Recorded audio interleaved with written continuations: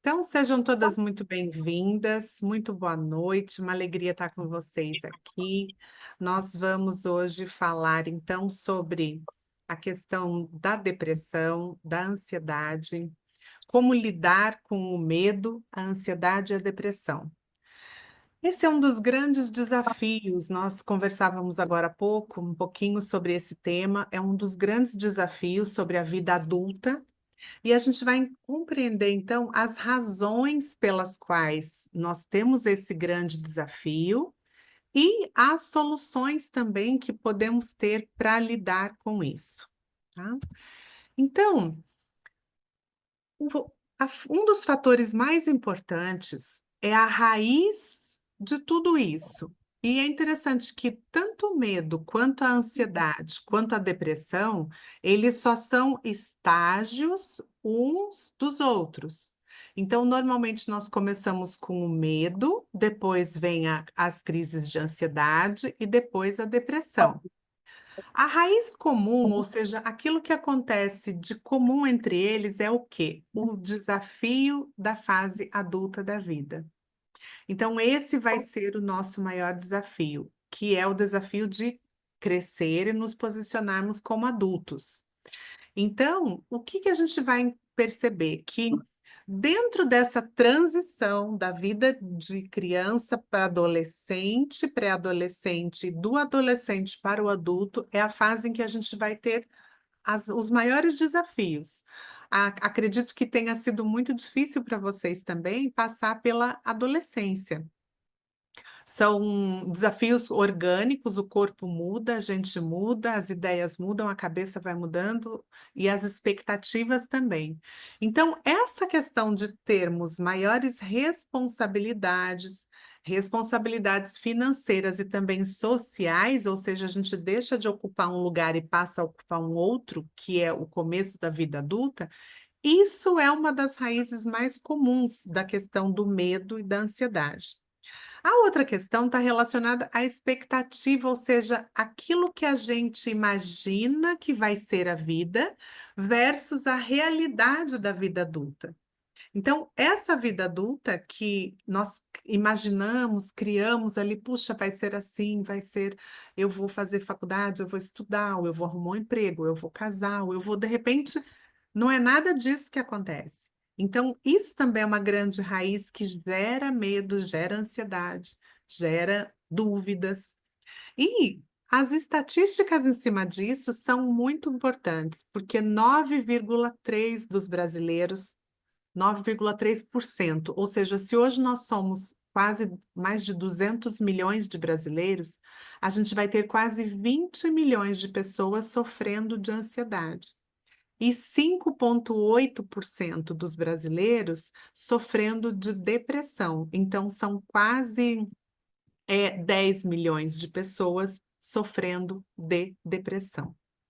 Então, quando nós pensamos nesses números, a gente vê que são números gigantes, números muito grandes. Ou seja, não estamos sozinhas com ansiedade, com o próprio medo, com os próprios desafios. A gente tem questões coletivas que vêm então da sociedade, da política, do estilo de vida, daquilo que nos cerca, mas também vamos ter toda uma questão familiar, de trabalho, cultural, social. Então, esses desafios que vêm com a vida adulta, porque é tudo diferente. Nós mulheres, cada etapa que a gente passa é uma coisa diferente. Então, da fase de adolescente para adulta, muitos desafios. Da fase de adulta para esposa, para companheira, ou mesmo para mãe, e ainda assim nós somos filhos, os nossos pais envelhecem. Então, é uma dinâmica que vai mudando o tempo todo e que vai criando grandes expectativas para nós. Então, cada uma dessas fases vai representar para nós algo diferente. Mas onde é que está esse mecanismo, então, para a gente entender por que é que acontece essas mudanças todas e onde tudo isso é processado? Então, essa mente que é a quem governa, que é a nossa mente, onde são fabricados os nossos pensamentos, é uma mente dividida em mente consciente e mente subconsciente. Então, se nós formos olhar aqui, essa partezinha de cima, da água para cima, é a nossa mente consciente. São as nossas tomadas de decisão. Ou seja, é aquilo que eu escolho a partir daquilo que eu vejo, que eu sinto o cheiro, que eu. Então, é aquela comida que eu vou olhar e vou escolher, vou comer isso. É aquela decisão que eu vou tomar, não, não gostei dessa cor, eu vou comprar essa roupa de outra cor. Então, aquilo que está no consciente, que são as nossas decisões, efetivamente, elas ocupam uma porção muito pequena da nossa mente, do nosso cérebro, dessa programação. E aquilo que está no inconsciente, na verdade, esse inconsciente é tudo aquilo que foi programado dentro da nossa mente de 0 até 7 anos de idade. Então, quando nós éramos crianças, a nossa mente, o nosso cérebro, ele não tinha um filtro. Simplesmente aquilo que era colocado e ensinado para nós vinha para dentro da nossa mente e era colocado lá dentro, sem filtros, sem proteção nenhuma. Então, os nossos pais, cuidadores, as pessoas que, né, nos cuidaram, professores, pastores, padres que nos ensinaram de alguma forma, colocaram dentro da nossa mente várias questões de valores, questões culturais, tudo que a gente aprendeu nessa fase, nós não podíamos filtrar.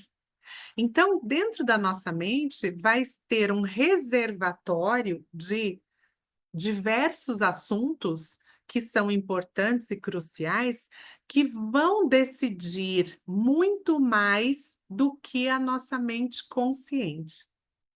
Vocês estão conseguindo entender isso que eu estou explicando?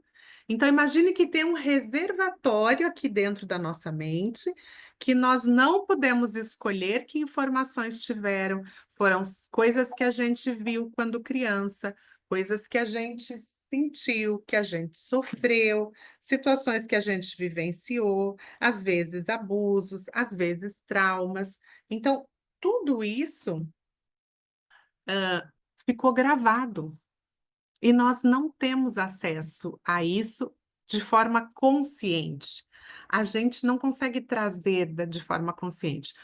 Está guardado lá, na memória, em algum lugar. Mas tudo isso que está, então, nessa mente inconsciente, imagine que eu tenho um iceberg. Sabem o que é um iceberg? Uma pedra de gelo gigante. Eu olho a pontinha dela que está para cima do oceano e a parte de baixo. Então, o consciente, que é aquilo que efetivamente nós escolhemos, é essa parte pequenininha. Enquanto que toda a nossa cadeia de pensamentos vai estar com essa parte maior. Então, o que que vai acontecer com essa mente?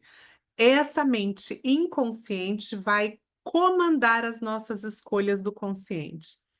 E aí a gente vai tomar decisões, vai sentir emoções, vai ter memórias, vai ter hábitos, por essa mente que nós não acessamos. Então, imagine só que tudo isso interfere nas nossas escolhas, naquilo que a gente está efetivamente fazendo, e quando tudo isso está interferindo na nossa vida, na nossa mente, a gente toma decisões que depois a gente fala: por que que eu fiz aquilo? Eu nem sei por que que eu decidi daquela forma. Já aconteceu com você? De repente, olha e fala: meu Deus, por que que eu escolhi aquilo? Por que que eu decidi? Depois você fica pensando, da onde que eu tirei? Por que que eu tive aquela reação? Eu nem sei por que que eu reagi. Às vezes, uma pessoa que você nem conhece, você está sendo apresentada naquela hora e você olha e fala, ai, dizem, né, por aí, o santo não bateu, né? Tem gente que fala isso, ai, o meu santo não bateu. Mas o que que aquela pessoa te fez? Não fez nada. Mas a gente vai entender, é porque o nosso nível de energia eletromagnética, o nosso campo de energia é muito diferente daquela pessoa. Então a gente acaba estranhando bastante.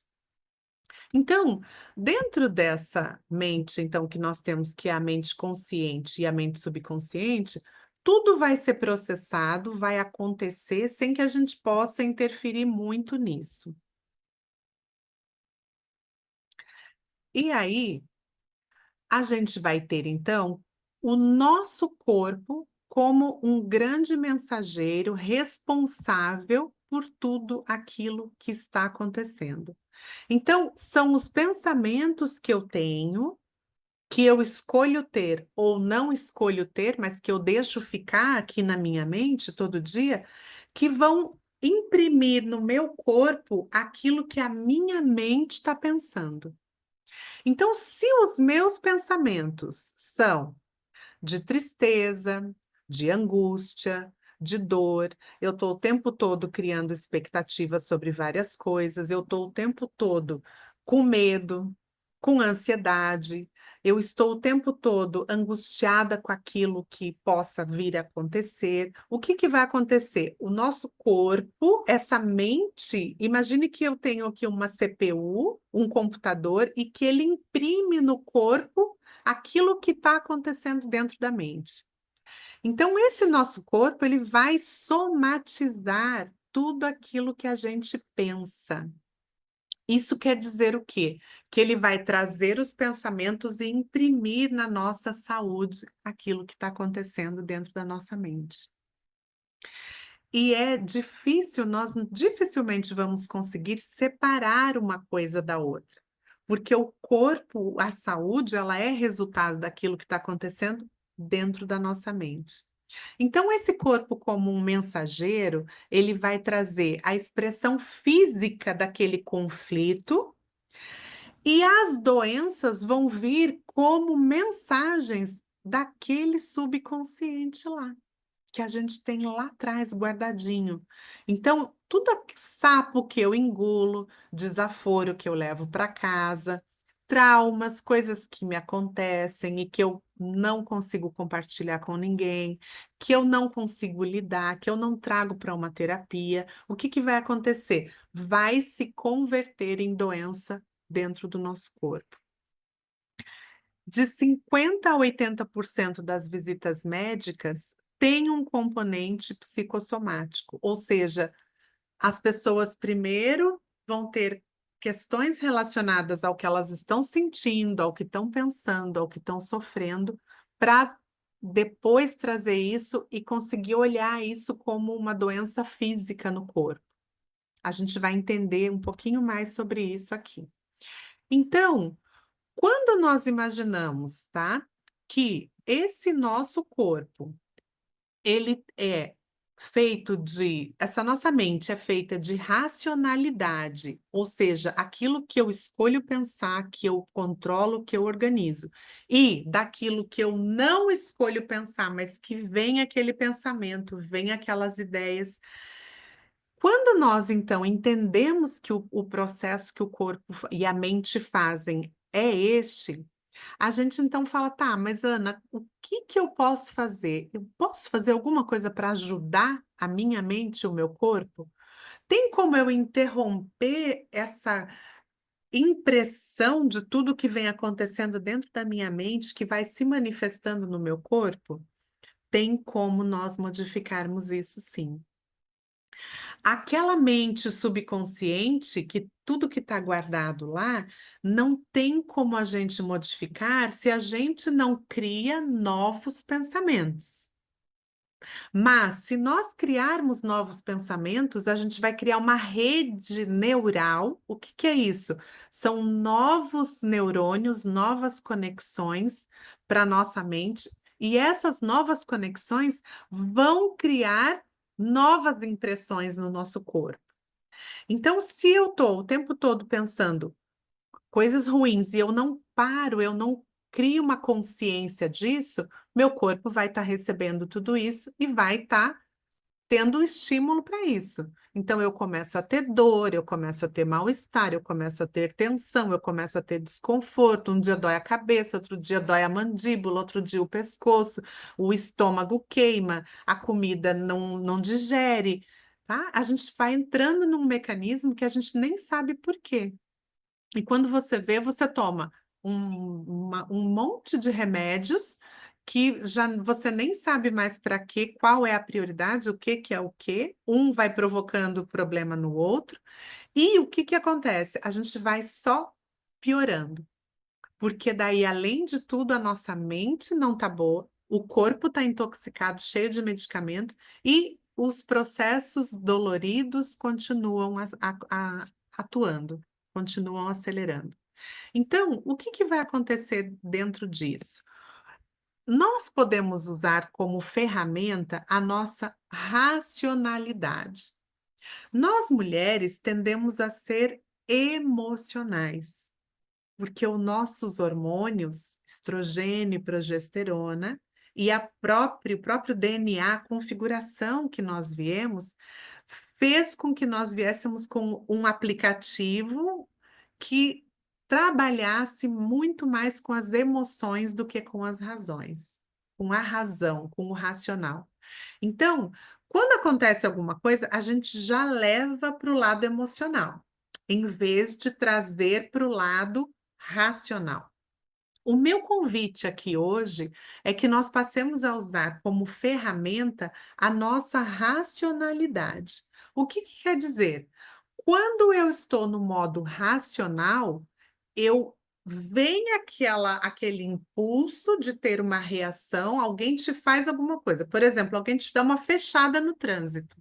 Na hora, aquele teu emocional vai trazer o quê? Poxa vida, olha, me fechou e tal. Você vai sentir raiva, vai sentir frustração, vai sentir medo se ele tirou uma fina, ou é um motoqueiro. Então, aquilo vai na hora. Se a gente responde com o emocional, a gente vai fazer o quê? Ah, vai prosperar, rapaz. Tá pensando o quê? Né? Então, o meu convite é para que nós, em qualquer situação do dia, pensemos na questão do racional, da racionalidade.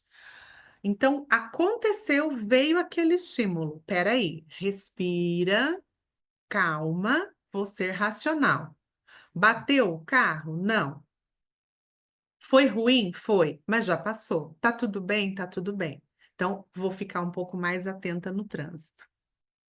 A mesma coisa, vem uma discussão, um problema, uma coisa. Em vez de eu já chegar criticando a pessoa, porque o emocional, ele entrou a informação, ele já começa a fritar.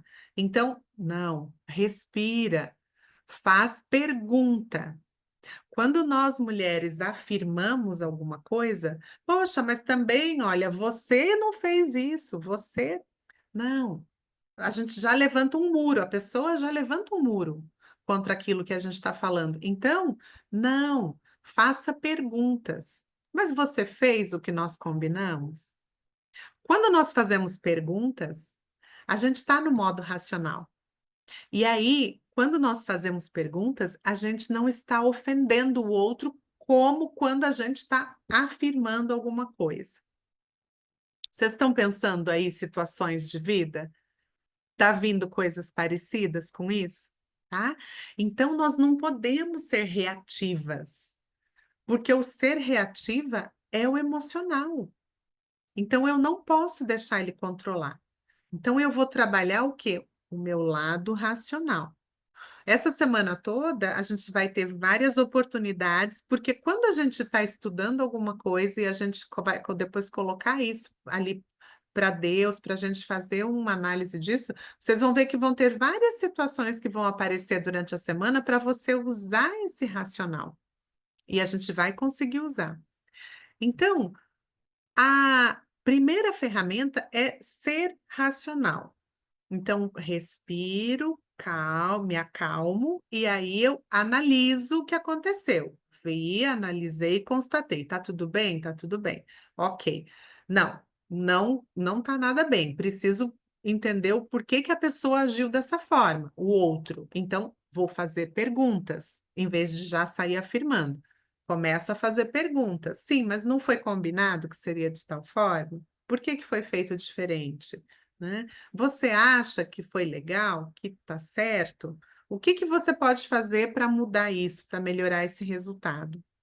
Então, isso também é inteligência emocional, tá, queridas? A segunda coisa que eu coloco é técnicas para desenvolver o pensamento crítico, o cartão de enfrentamento. Então, o que que é esse cartão de enfrentamento? Esse cartão de enfrentamento é quando nós literalmente damos um cartão vermelho para aquilo que a gente está pensando. Então, vem um pensamento, eu tenho lá uma demanda qualquer, eu vou no banco, será que eu vou chegar lá e vai ter uma fila gigante, eu vou ter que esperar, eu vou ter que esperar, mas eu tô com pressa, olha, hoje eu tenho tanta coisa para fazer e tal. Não, parou. Cartão vermelho para esse pensamento. E eu vou substituir esse pensamento por um pensamento positivo.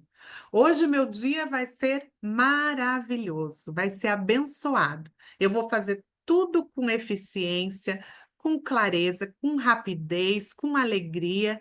Eu vou chegar no banco, vai dar certo. Eu vou achar uma vaga perto para estacionar o meu carro.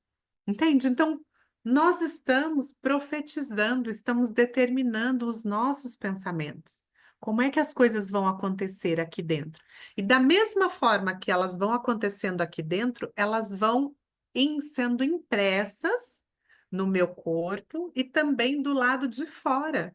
Com o passar do tempo, a gente vai vendo, puxa, olha a minha vaga aqui bem na frente de onde eu quero ir.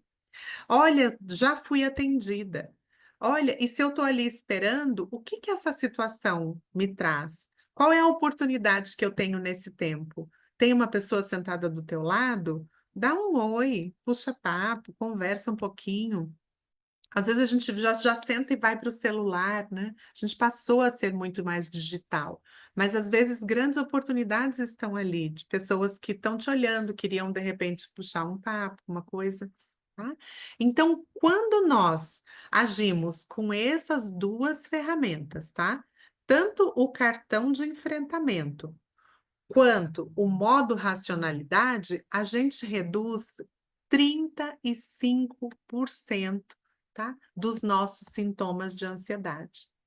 35%. É bastante. É bastante. Então, dentro dessa visão, o que que vai acontecer? A gente vai ter o sofrimento como uma mensagem criativa daquilo que está acontecendo no nosso corpo.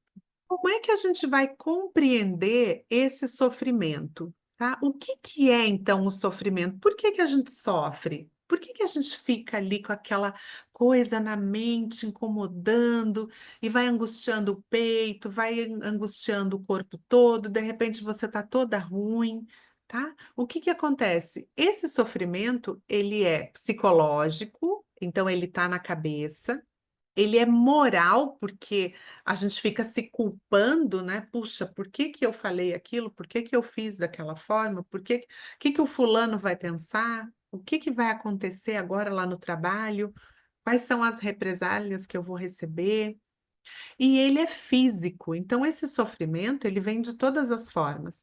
E olha só, ele se dá por causa de uma inflexibilidade, uma falta de flexibilidade nas minhas ideias. Ou seja, eu estou certa, eu não quero saber o que que o outro pensa, ele que se vire, ela que se lasque, tá? Porque eu estou certa. E quando nós fazemos isso, o que que acontece? A gente cria uma rigidez no sistema como um todo, na mente, no corpo, nas emoções. Então, é uma incapacidade de ser um pouco mais flexível, de olhar um pouco mais para os outros, para o outro, né, e para as ideias, tá? Então, quando nós percebemos que acontece isso, o que que acontece? A gente vai ter a cristalização das nossas emoções. E é muito sério. Aqui, agora, a gente vai entender de que forma que esses pensamentos, essas ideias que a gente tem, essa rigidez, essa falta de flexibilidade, de que forma isso vai passar para o nosso corpo. Então, nós temos dentro do nosso organismo, na nossa parte digestiva, a gente vai ter um nervinho chamado nervo vago. Esse nervo ele vai sair lá do estômago e ele vai passar por dentro aqui do nosso tórax, tá? E ele vai chegar lá dentro do nosso cérebro. Tanto as mensagens que acontecem de dentro da nossa mente, que vão dar efeito no nosso corpo, quanto o contrário, se eu como uma coisa que me fez mal, esse sistema vai mandar para o meu cérebro uma mensagem que, ó, eu comi uma coisa que me fez mal. Então, o cérebro vai começar a fazer o corpo ou devolver através de um vômito, ou empurrar aquilo para o intestino para jogar fora. Quer dizer, o corpo vai arrumar um mecanismo através do cérebro. E o contrário também, ou seja, eu estou aqui com uma coisa que eu estou tentando resolver e eu não consigo e está gerando ansiedade, nervosismo, tristeza, o que que vai acontecer? O meu cérebro vai mandar uma mensagem para o meu corpo. Às vezes eu vou ter um desmaio, uma fraqueza nas pernas, uma tontura, um mal-estar. Eu posso também ter uma diarreia. Então, esse sistema ele está o tempo todo trazendo informações do corpo para a mente, da mente para o corpo. E aí a gente vai ver então que os estágios do medo, da ansiedade, da depressão vão cristalizando essas nossas emoções. Estágio um é aquilo, eu estou certa, eu tenho a razão. Eu estou com a verdade. Tudo bem. Só que o que que a gente vai perceber no corpo? Tensão dorsal, tensão digestiva, mal-estar geral. A gente pode também ter pesadelos, tá? E aqui o trauma e a doença podem vir em diferentes tempos da nossa vida, devido a essa incapacidade que a gente tem de se ouvir. Porque a gente começa a ficar rígida. Poxa vida, essa pessoa não está entendendo, né? Eu já falei, eu já expliquei, continua teimando, continua. Então, o nosso corpo começa um estágio número um, que é um estágio já de tensão no corpo. Ele começa a dar sinais para nós. Começa a ter dores de estômago, dor de cabeça todo dia, mal-estar, tá? E o que que acontece? Isso começa a vir com frequência, tá? De repente você tá, nossa, tomando remédio todo dia, o remedinho já tá na bolsa. Ah, vai que eu tenho dor de cabeça, já tô com remédio aqui. Vai que eu tenho dor de estômago, já tô com remédio aqui. Então, o que acontece? A gente está fazendo um mecanismo e não está nem percebendo. E o segundo estágio, então, desse mecanismo é onde a gente vai já para um estágio de ansiedade. Então, é quando eu me recuso a mudar. Por quê? Porque eu acredito que eu estou certa. E você pode mesmo, querida, estar certa. A gente sabe que tem pessoas muito difíceis da gente conviver. Mas o que acontece? Quando a gente recusa de ser um pouco mais flexível, ou de conversar com aquela pessoa, ou de tentar mostrar para ela que se fizesse um pouco diferente, e se a gente fizesse juntos, e se a gente mudasse? O que que acontece? Então, quando nós nos recusamos a mudar, porque às vezes a inflexibilidade é nossa frente ao outro, a gente não quer mudar. A gente começa então numa fase já de ansiedade, começa a ter choque, ou seja, eu começo a me bater. Eu bato o braço, eu bato o dedinho, tá? Eu tenho um entorse, eu torço o pé, eu torço o ombro, eu escorrego, eu caio, eu faço um corte, eu estou mexendo com alguma coisa, eu me corto, tá?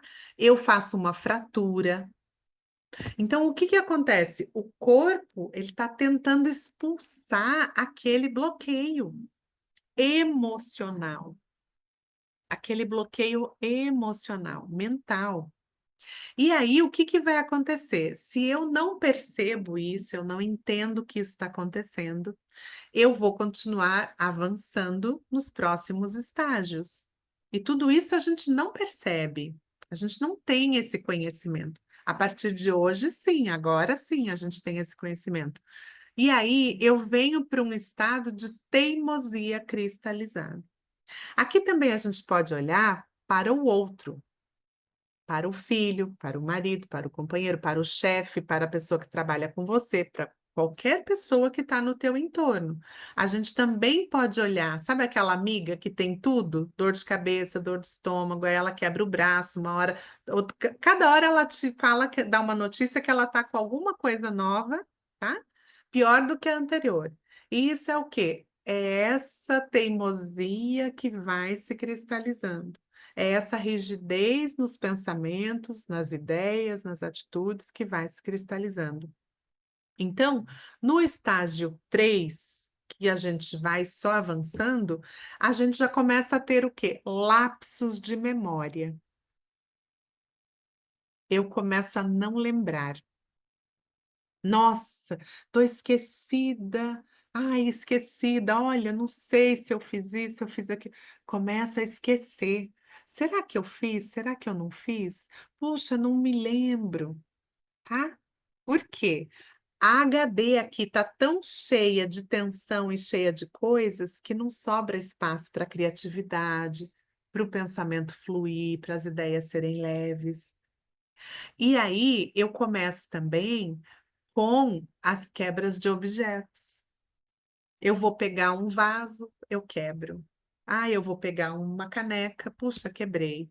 Ah, eu vou pegar, sabe? Falo, nossa, parece que eu tô com a mão mole. O que que acontece? Eu começo a não coordenar mais. Aí, com as outras pessoas, o que que começa a acontecer? A comunicação fica ruim ou suspensa. Você começa a não conversar mais com o outro. Ah, deixa para lá. Vou deixar. Não vou teimar, não vou falar. Eu desisti. Deixa que faça como quiser, deixa que. E aí a gente começa a pôr um tijolinho, outro tijolinho, outro tijolinho, outro tijolinho. Chega uma hora que você não está mais vendo o outro. Você não está mais dialogando com ele. Você está no monólogo. Sim, não, aham, quero, não quero. E isso acontece com todas nós, com todas nós. Não é só com você, não é só comigo, com todas nós, com todos nós seres humanos, na verdade, tá? E aí, o próximo estágio vão ser as doenças autoimunes. Eu começo a ter, então, alergias. E aí eu vou para o alergista, faz aquele monte de teste, eu começo a ter alergia de tudo. Eu começo a minha pressão começa a subir, eu começo a ter diabetes, eu começo a ter lúpus, vitiligo, a pele começa a despigmentar, tá? Eu começo a inflamar o meu corpo, vem a fibromialgia. Ou seja, é uma sequência de acontecimentos que vão ficando cristalizados dentro do nosso corpo. E depois desses estágios vem o câncer, que é, na verdade, a cristalização máxima daquilo que a gente tinha como ideias, como... E normalmente esse câncer ele vai se instalar naquele órgão que é o órgão de choque. Ou seja, se eu não tenho doçura na vida, eu vou ter um câncer de pâncreas. Se eu não tenho alegria em respirar, em seguir a vida, se eu não tenho ânimo, eu não tenho aquilo que é vital, vai ser no pulmão. Entende? Começa a entender como é que é esse mecanismo? Então, é um mecanismo que só vai cristalizando. E, na verdade, é o corpo tentando dizer, pelo amor de Deus, olha para mim, muda essa sua mente, muda esses pensamentos, né? Quebra isso. Seja diferente, vamos fazer diferente, tá? Então, como é que a gente vai fazer para enfrentar tudo isso, essa depressão, essa ansiedade, esse medo e tal? De que forma a gente pode fazer? Primeiro, usando aquelas ferramentas, que é de interromper o pensamento, então cartão vermelho para os meus pensamentos, certo? E racionalidade. Então eu vou lidar no racional, porque o que que cristaliza? A emoção. Então eu vou ser mais racional. Eu vou deixar as emoções para as coisas boas, para aquele filme que eu vou assistir, para aquele netinho que eu vou abraçar, para aquela o cachorrinho que eu vou curtir, para aquele sorvete que eu vou tomar. Eu vou deixar as emoções para o romance, para alguma coisa, para as coisas positivas. As negativas eu vou lidar racionalmente e vou interditar os pensamentos ruins. Mas, quando nós já estamos nessas etapas de medo, de ansiedade, de depressão, a gente precisa de ajuda. Por que que é tão importante eu buscar ajuda de profissionais? Porque cada um deles vai conseguir me ajudar a estruturar uma nova parte para que eu consiga trabalhar a minha mente. Então, o apoio profissional, que é o número um, ele é muito importante. Às vezes a gente fica fazendo terapia com a amiga, que é bom, é maravilhoso, a amiga escuta, dá conselho e tal. Às vezes a gente faz com a mãe, com a filha. Às vezes a gente quer fazer terapia com o marido. Ó, uma dica: não façam terapia com o marido, tá? O marido não é para ser terapeuta e ele não vai entender isso. Então, vai procurar um profissional que possa te ajudar. Vai buscar um pastor que você possa conversar, fazer uma oração, vai procurar uma terapia realmente, tá? Eh, Ajuda do terapeuta, ajuda de um psicólogo, ajuda médica. Por que que às vezes a gente precisa entrar com a ajuda médica? Olha que interessante. Muita gente acha que o antidepressivo vai te tirar da crise, vai te tirar, vai resolver o teu problema. Mas o que que os antidepressivos fazem? Eles te praticamente, abre aspas, tá aqui, eles te anestesiam um pouco, eles dão uma baixada nessa onda eletromagnética que está aí dentro da tua mente, do teu corpo. Eles baixam um pouco essa frequência dos pensamentos para que você consiga, estando um pouco mais zen, entre aspas, por conta da medicação, um pouco mais estável, um pouco mais controlada, você consiga pensar com calma o que você vai mudar,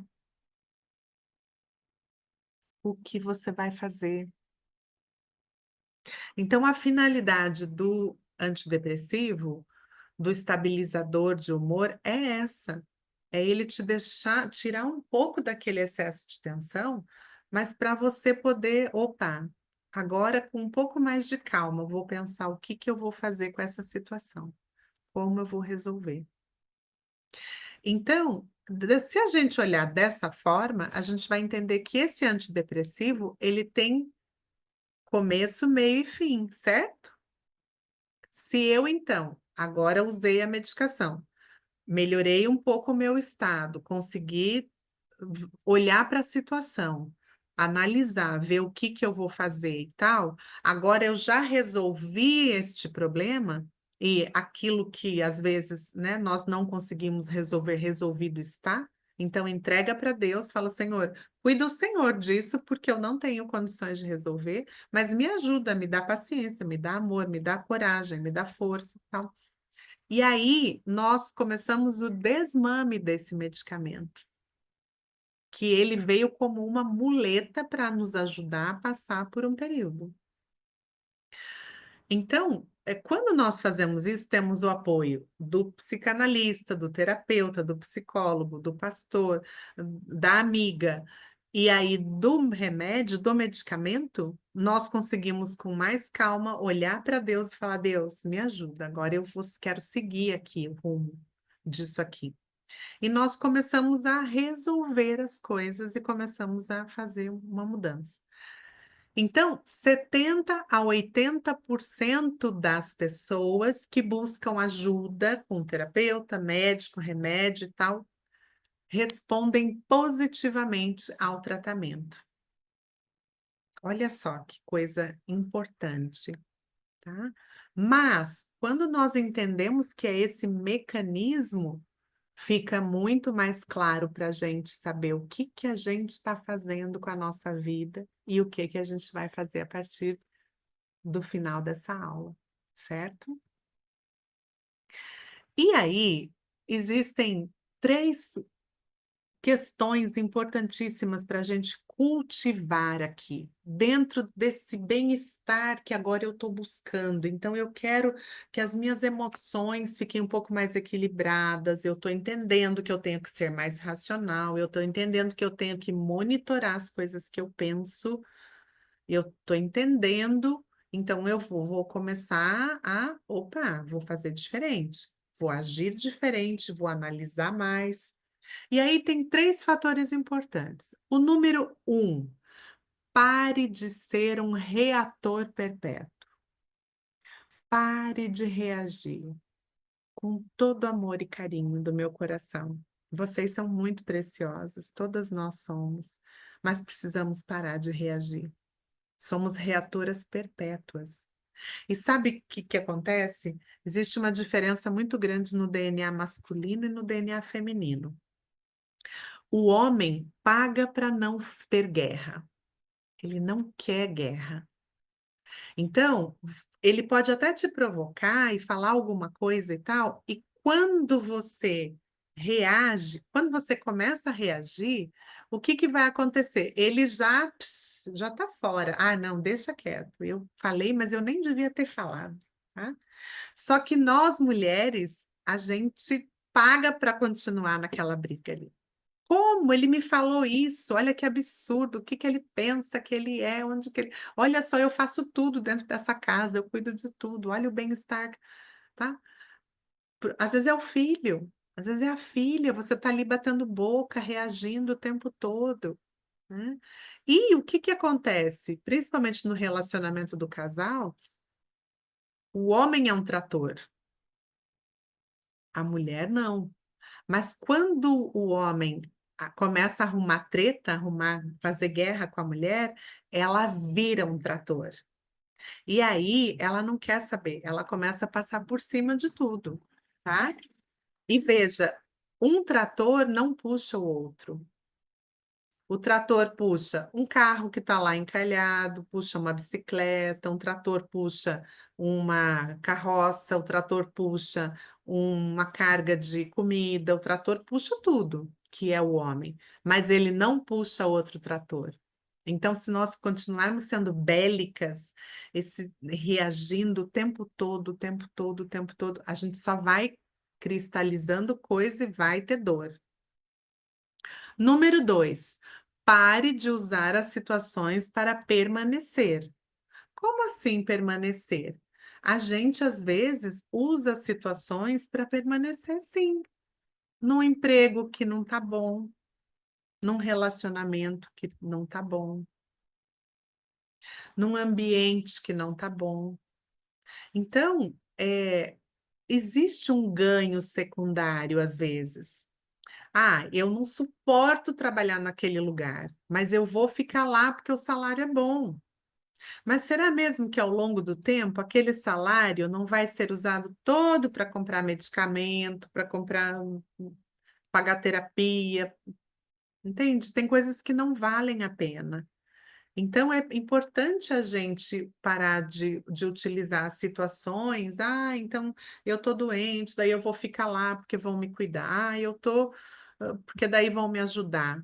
Para com isso, né? Vai ser muito melhor você começar a gerenciar, cuidar da sua mente, cuidar do seu corpo, do seu pensamento, fazer as suas escolhas.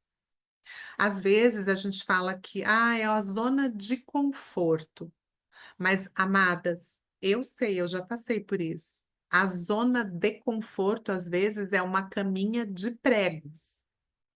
A gente está ali, mas é uma zona de desconforto. Quer dizer, por que ficar? Está adoecendo. Tá? E número 3, pare de alimentar as feridas interiores. A gente fica lá, às vezes, lambendo a ferida, certo? Então, aquilo aconteceu. há 30, 40 anos atrás. Pode ser que a gente tenha passado por uma situação de trauma na infância, de violência, de abuso. E aí você todos os dias lembra daquilo. Não, mas a minha vida é assim hoje porque eu tive aquele trauma lá atrás. Não, a minha vida é assim porque eu apanhei. Ah, porque eu vi meu pai bater, porque meu pai bebia, porque minha mãe se prostituía, porque. Para! Essas feridas, elas não te levam a lugar nenhum. Precisa cicatrizar. E se a gente fica arrancando a casquinha, não fecha a ferida, tá? Então, a gente precisa parar. Nós crescemos. Nós somos mulheres adultas. Doeu, teve muita coisa que doeu, teve muita coisa que doeu, certamente teve.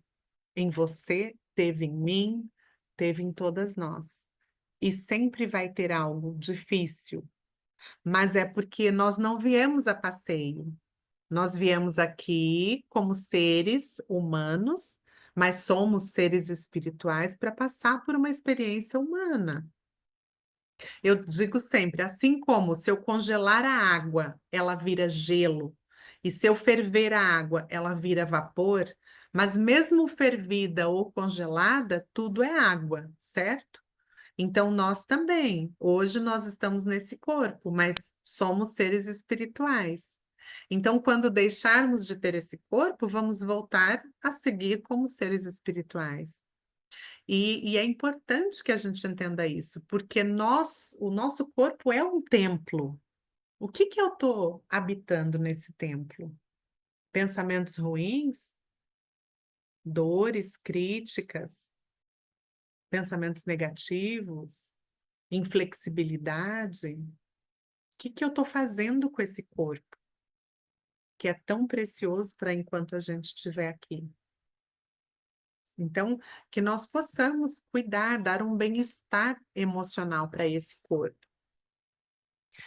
Porque quando nós escolhemos crescer, nós entendemos.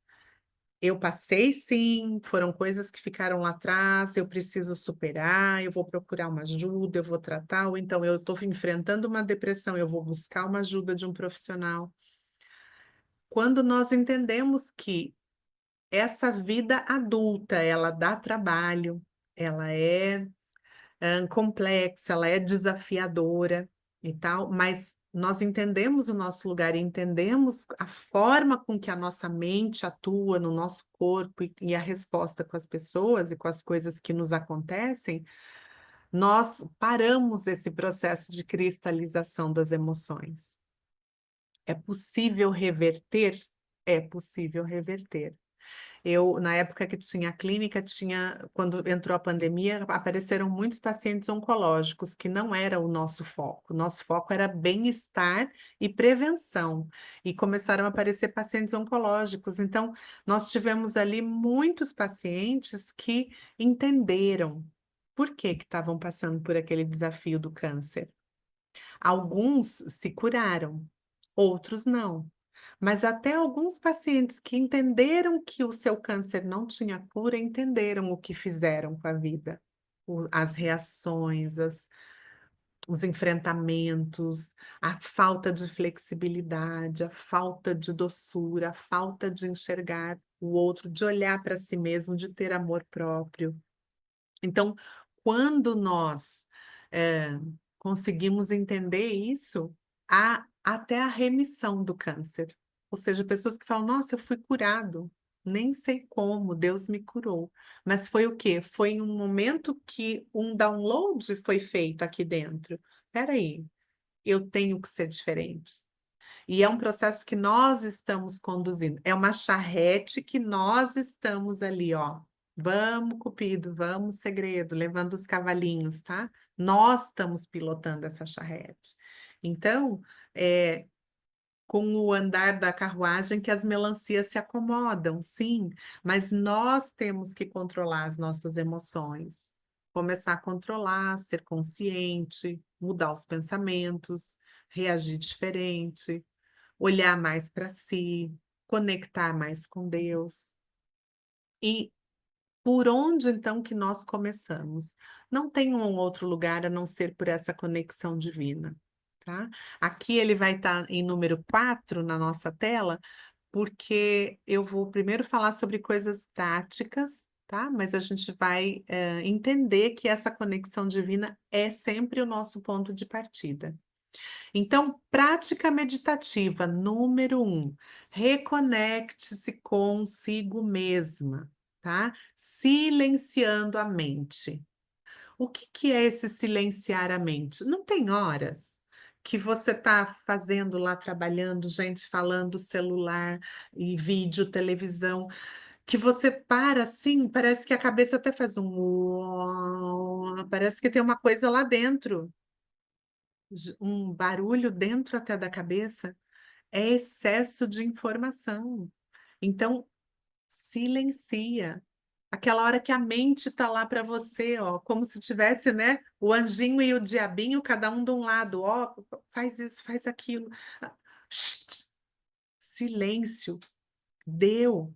Sai um pouco. Se você está lá no teu trabalho, vai um pouquinho, vai no toalete, respira, dá uma volta, vai tomar uma água, faz alguma coisa para você quebrar aquele esquema.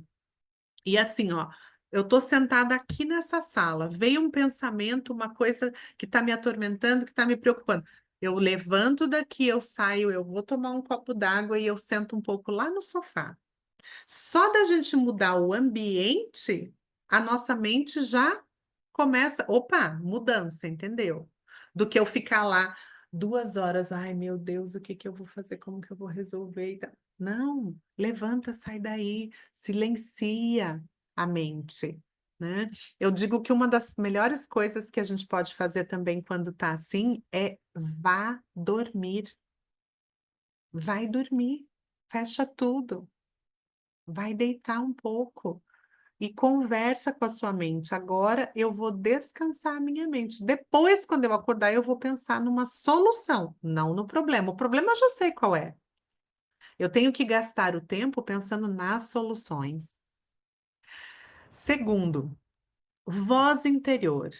Então, eu tenho que aproveitar ali essa prática meditativa realmente para fazer uma meditação, para buscar a Deus e tal. E essa voz interior vai me dizer que nós temos o suficiente para seguir adiante. Temos que criar consciência disso. Ilan, você tem o suficiente para seguir adiante. Dina, você tem o suficiente para seguir adiante. Sara, você tem o suficiente para seguir adiante. Todas nós temos. Não vai nos faltar nada. Nós temos um Criador que cuida de nós o tempo todo. Isabel, você tem o suficiente para seguir adiante. Não vai nos faltar nada. Quantos sapatos a gente usa num dia? Um par, dois pares, um chinelinho. Quantos sapatos tem no armário? Eu vi até o vixe da Ilã, escutei, tá? Somos centopeias e usamos no máximo 3 pares de calçados por dia. Então, nós temos o suficiente para seguir adiante. Não vai faltar. Temos tudo o que precisamos. Então, quando nós criamos consciência disso, tá? E nós estamos conectadas com Deus, a gente tem que sentir a presença dele e entender que ele diz o tempo todo, filha, calma, eu tô com você. Não te dei uma cruz maior do que você possa carregar. Se eu te dei essa cruz, é porque eu vou te dar os braços mais fortes para você carregar. Calma aí, vai dar para carregar. Número 3, cultive a gratidão. Fortaleça a sua fé olhando de onde saiu e onde você está agora. Dina, de onde você saiu? Volta lá atrás na tua infância, cada uma de nós, volta lá atrás na tua infância. Olha os teus pais, o nível de conhecimento que eles tinham, a condição de vida, as oportunidades que tiveram ou não, se prosperaram ou não. Olha você, adolescente, mudando de corpo, mudando de forma, mudando o cabelo, crescendo, agora com um corpo feminino, com seios, com útero, um corpo diferente, bonito, uma mulher. Olha agora você tomando decisões da sua vida. Vou escolher um trabalho, vou escolher um companheiro ou não. Vou escolher o que eu vou fazer, vou escolher ter filhos ou não pude ter filhos ou não. Mas olha de onde você saiu e onde você está agora. Quantas bênçãos já tiveram no seu caminho? Conte quantas bênçãos tiveram. A gente costuma olhar só para o agora e esquece de olhar esse percurso lá de onde a gente veio, aonde a gente chegou. E olha agora para frente. Fecha os teus olhos e imagina para frente, o que é que vem? Lá na curva, o que que vem?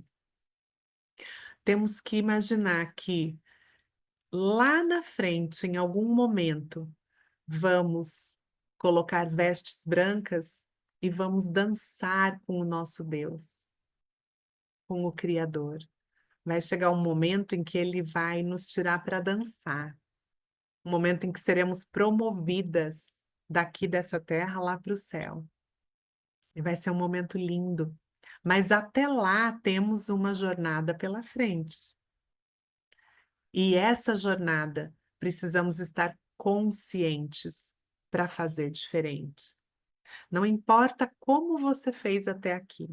Não importa se chegou até aqui toda quebrada, se chegou sapecada, se tomou furacão no caminho, se tomou chumbo grosso, nada disso importa.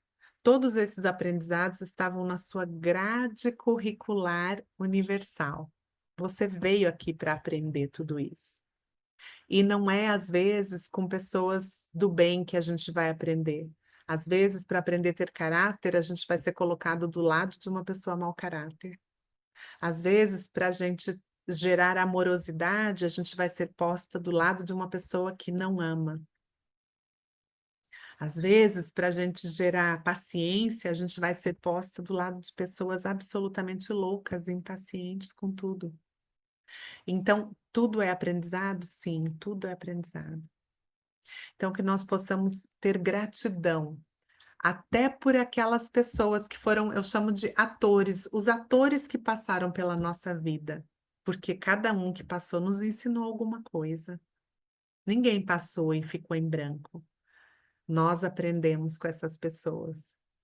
E se hoje nós somos quem nós somos, somos pessoas melhores, somos mulheres dignas, buscando ser a mulher de Provérbios 31, virtuosas, de caráter, com honra, que administra, que faz, que é mãe, que cuida, que gerencia, que busca Deus, é porque em algum momento nós enfrentamos esses medos, essas ansiedades e a própria depressão. Por que não?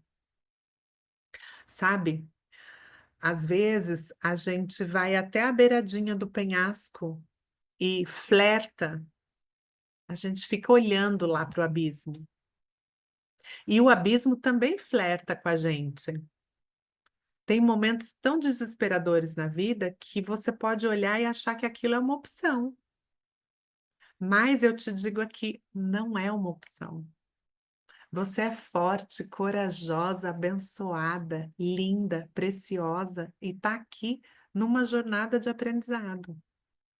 E nós somos mais que vencedoras. O nosso Deus não disse que seria fácil. Ele disse: tereis desafios, mas calma, eu venci o mundo. E nós também vamos vencer.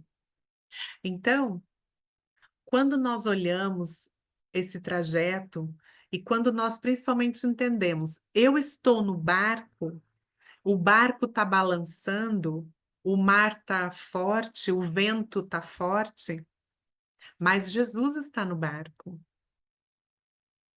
Os discípulos acordaram e ficaram apavorados. Meu Deus, olha a tempestade, o barco vai virar. E o mestre está dormindo. Por que que Jesus dormia? Porque quando ele disse, vamos pegar o barco e vamos para o outro lado, ele sabia o que estava dizendo. Jesus sabia. Ele estava dizendo, vamos para o outro lado. Ou seja, nós vamos chegar do outro lado.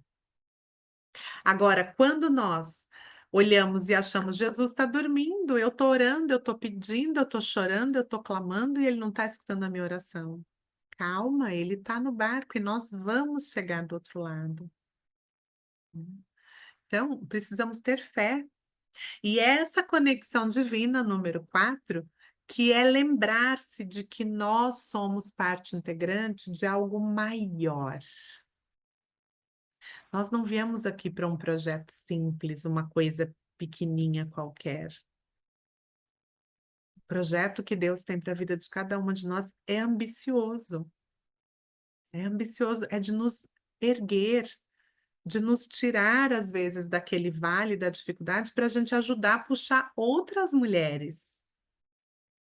Por isso que chama Prospera Mulher, porque cada uma de nós que for começar a prosperar na mente, no conhecimento, nas ideias, vai lembrar e vai começar a olhar e falar: opa, tem uma aqui também que eu vou puxar para cá, eu vou ajudar a resgatar.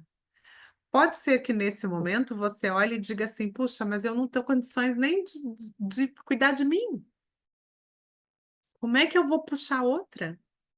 Mas é justamente quando nós estamos nesse corpo unidas, prosperando juntas, crescendo juntas, aprendendo, uma apoiando a outra, que nós conseguimos seguir adiante e evoluir e amadurecer juntas. Então, nós somos irrepetíveis.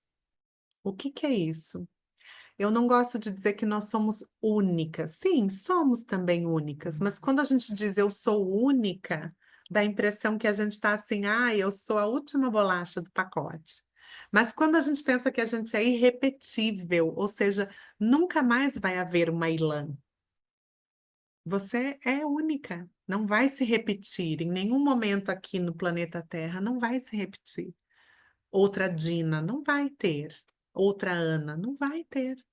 Então, nós somos sim irrepetíveis, somos únicas. E Deus nos trouxe aqui com habilidades, capacidades e tal, porque Ele sabia, essa aqui que eu quero que faça esse processo. Que ajude, que viva esse desafio, que ame essas pessoas, que perdoe essas pessoas, que conecte. Então, viemos para aprender e ensinar. Então, Sara, você é irrepetível. Nunca vai haver outra Sara. O que que Deus te trouxe aqui para ensinar e para aprender? Então, quando nós entendemos que fazemos parte de um projeto maior, muito maior, conseguimos olhar e falar: ok, agora eu começo a entender, começo a virar a chavinha de tudo que eu estou passando, tudo que eu estou aprendendo, tudo que eu estou. E talvez a gente olhe e diga assim: ah, mas o meu problema é maior.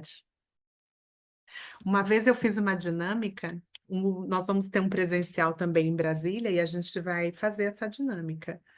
E eu pedi para cada um escrever num papelzinho qual era o problema que estava enfrentando. Em poucas palavras. Ah, alcoolismo do pai, vício do filho, eh, prostituição da sobrinha, câncer do marido. E todo mundo escreveu lá e a gente dobrou os papeizinhos e nós colocamos tudo no pote. Aí misturamos bem e agora cada um pega um papelzinho.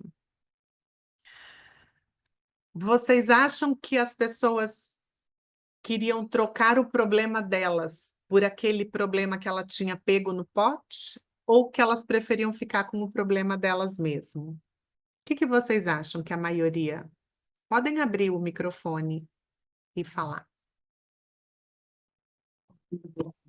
O que Ficar com o você... problema Eu dela. acho que ninguém quis trocar, não. É, Quis eu, ficar é, consigo.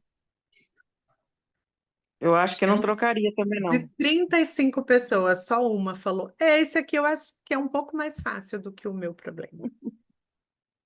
Uma. Ou seja, cada um queria o seu problema de volta. Não, não, não, deixa que o meu eu acho que. Por quê? Porque o meu já é conhecido, o meu eu já entendo, o meu eu já. Né? Então, que nós possamos parar um pouco e pensar dessa forma, olhar para isso, para a nossa vida, para os nossos desafios, né? Eu não chamo de problemas, mas eu chamo de desafios, e que a gente possa olhar principalmente para a Bíblia, como em Deuteronômio 31:8, que diz: o próprio Senhor irá à frente e estará com você. Ele nunca te deixará, nunca te abandonará. Não tenha medo, não desanimes. Ou mesmo como a frase em Mateus 5:4, que diz: bem-aventurados os que choram, porque serão consolados. Ou mesmo quando é es- escrito em Romanos 12:2, não se amoldem ao padrão desse mundo, mas transforme-se pela renovação da sua mente, para que sejam capazes de experimentar e comprovar a boa, agradável e perfeita vontade de Deus. Então, está dizendo, ó, renovação da mente. É pensar diferente, agir diferente. Tá? E, finalmente, irmãos, tudo que for verdadeiro, tudo que for nobre, tudo que for correto, tudo que for puro, que for amável, for de boa fama, se houver algo excelente ou digno de louvor, pensem nessas coisas. Filipenses 4:8. Então, que nós possamos realmente estar no controle da nossa mente, conectadas com Deus, buscando agir diferente, pensar diferente, fazer diferente. É essa essência que a gente precisa resgatar da mulher virtuosa que busca, que ama, que ama a Deus e que se ama e que ama o mundo que está tão carente de tudo.